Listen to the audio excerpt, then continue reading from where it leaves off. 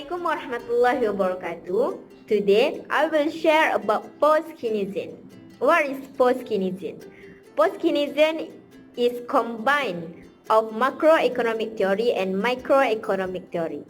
Some economists extend the Keynesian approach into mainstream of macroeconomic, like Alvin Hansen and Paul Samuelson. So, who is Alvin Hansen?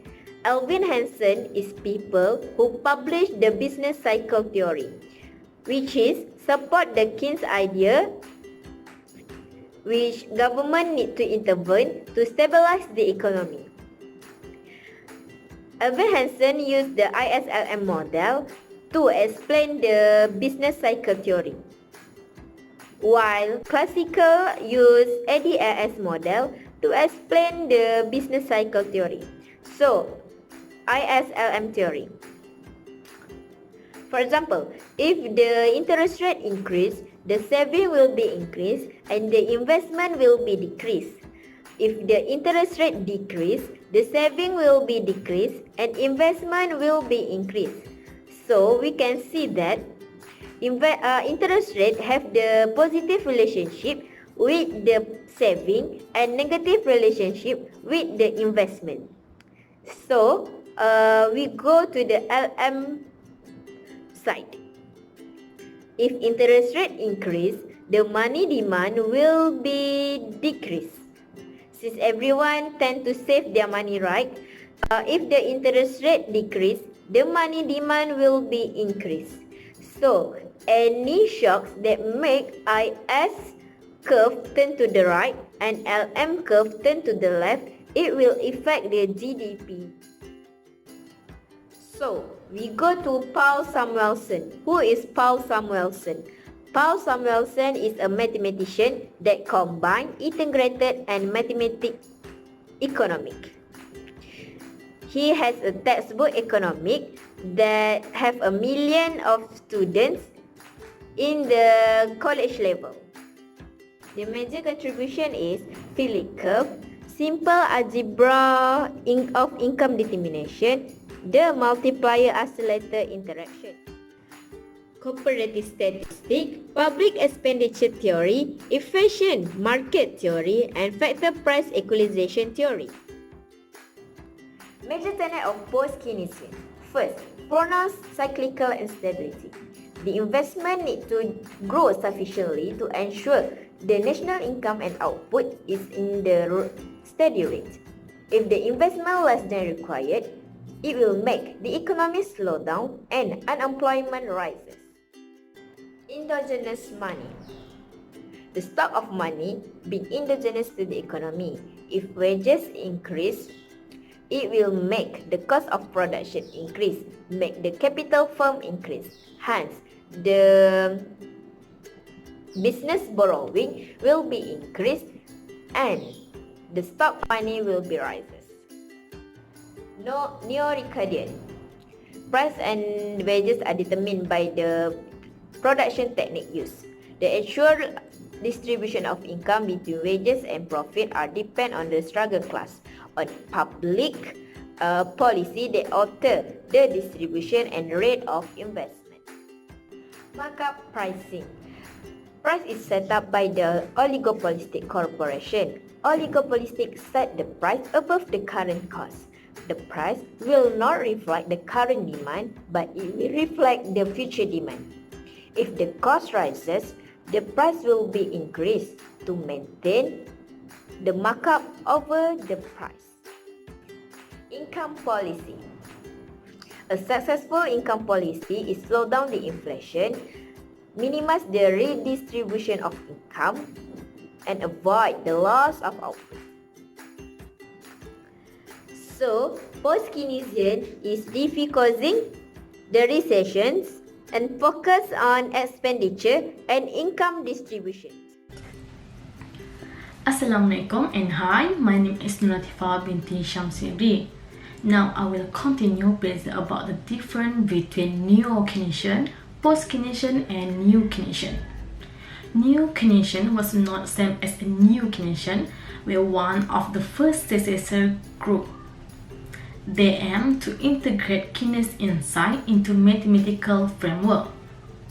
Keynes himself tended not to be an overly mathematical writer. Their primary task was creating a larger scale macroeconomic model of the economy. The ISLM model of him is a prime example of this. Their model worked fairly well for a time, but much of what they did was undermined both empirically by stagflation and theoretical by the Lucas critic. They say that such economic-wide models are invalid and ground-up modeling with micro foundation is best. The reason for this is a twofold.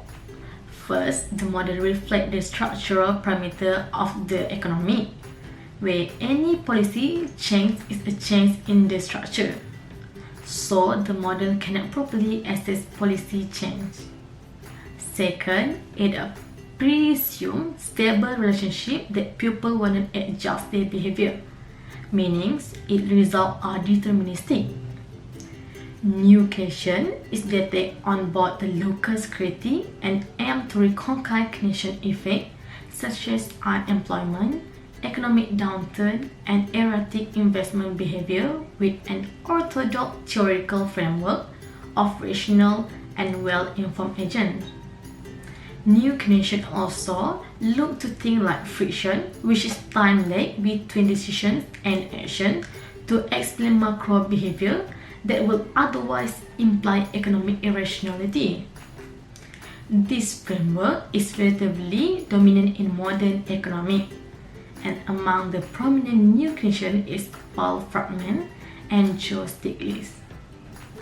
While post-Keynesian, which takes a different approach to a New Keynesian that much closer to the Keynes himself, with the boil his insight into an entirely new theoretical framework and rejecting the validity of a new Keynesian model. Those prominent in developing post-Keynesianism include John Robinson, Hermann Minsky, Roy Harrod, and others more. An example of a post-Keynesian theory is a Minsky financial instability hypothesis. It assumes a degree of herd behavior and irrationality on the part of investors, and from this demonstrate how financial instability can result from within a system. This work has been picked up by the light of Stiglitz to try model financial instability and understand bubbles. Also, Michael Kalecki incorporated Marxist class analysis and understanding of oligopoly into his work on macroeconomy. In particular, he studies income distribution and wage determination, and also the business cycle.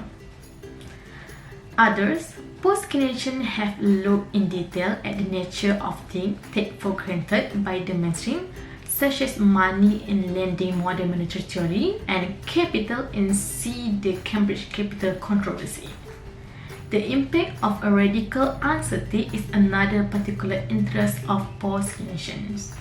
That's all from me about the difference of Neo-Keynesian, post-Keynesian, and New Keynesian. Thank you.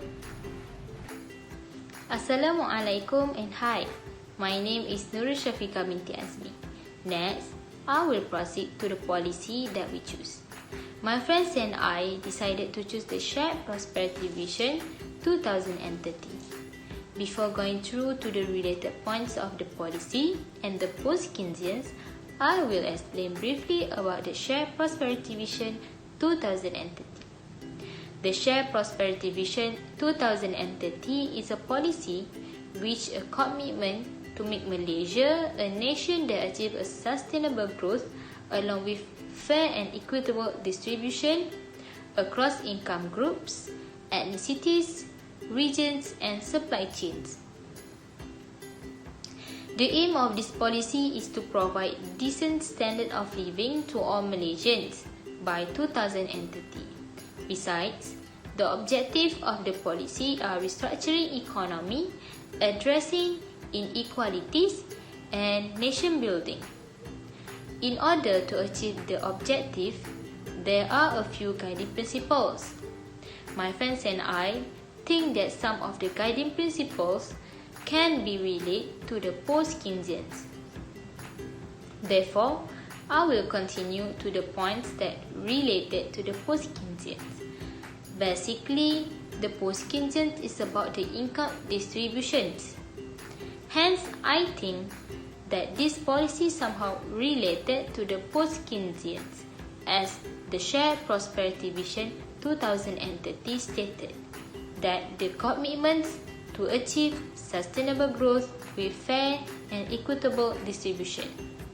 The first guiding principles is about the development for all, where it stated that about the equitable outcome, equitable growth, distributed economy and inclusivity. Even though a few things only related, but still I think it can be related to the post-Keynesians. These guiding principles related to the value and distribution, which is under the major tenets of the post-Keynesians. De Robinson argued that it is desirable and possible for society to control the distribution of income, and this can be done by using the government policies such as this policy. As I stated above, the aim is for the decent standard of living. This also has linked to the strategic thrust under the Shared Prosperity Vision Policy 2030 under the social well-being, which stated the target to measure poverty level using relative poverty index. The next guiding principle is about addressing wealth and income disparities. I personally think that these second guiding principles also related to the income distributions that post-Keynesians basically about. The principles can be achieved by referring to the strategic thrust provided in the Shared Prosperity Vision 2030 under the strategic thrust number 5, which is human capital. Under this strategy, it stated that majority of the workforce is in high-skilled jobs. Also, it stated that universities and training institutes offer programs that tailored to the needs and requirements of the industry. By doing this, at some extent, government provide the chances for the people to get better work that match the needs and requirements of industry and can reduce the income disparities. When the fresh graduates want to apply job, their chances to get job is higher as they already have the skills and also have been trained under the programs that are offered by the universities. Then they can have the job, decrease the unemployment and income disparities. To conclude, I think this Shared Prosperity Vision 2030 has some of the related points to the post-Keynesians, even though only some of it related. That's all from me. Thank you.